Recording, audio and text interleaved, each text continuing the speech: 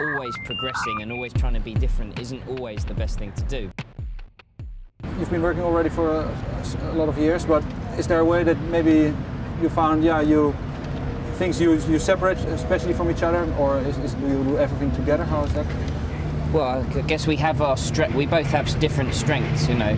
I mean, that's if we were both exactly the same, it would probably be really boring. But,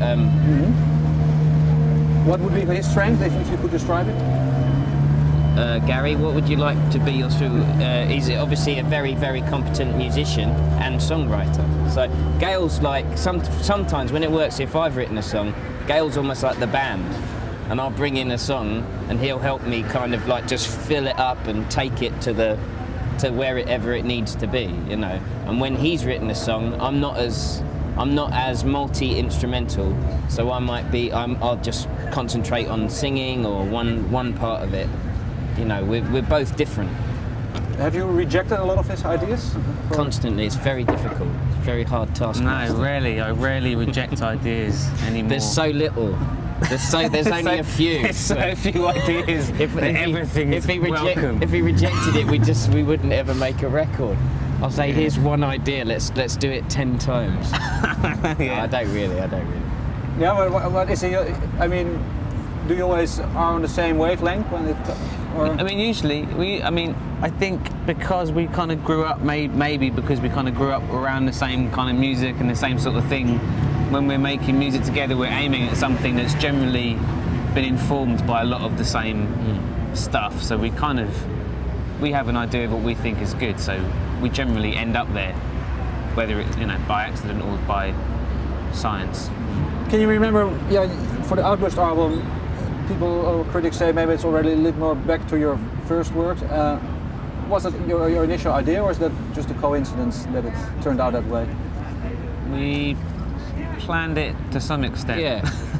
It always has a lot to do with the record we made before. So the record we made before was a full band. It was us kind of doing, I don't know, almost like garage acoustic rock stuff. And because that was such a full band thing, and we did that with all 5 guys, us in our live band, this time it just felt like, let's not do that, you know. We never want to do the same thing. So, and also it's been 10 years since we made the Optimist LP, and it felt safe to kind of at least.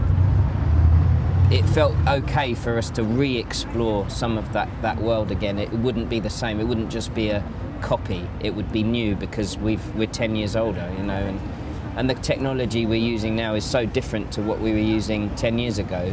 We were excited by making music on a laptop, you know. It's really nice. It's really quick and fast and different. So there were some things were old and some things were new for this record, you know.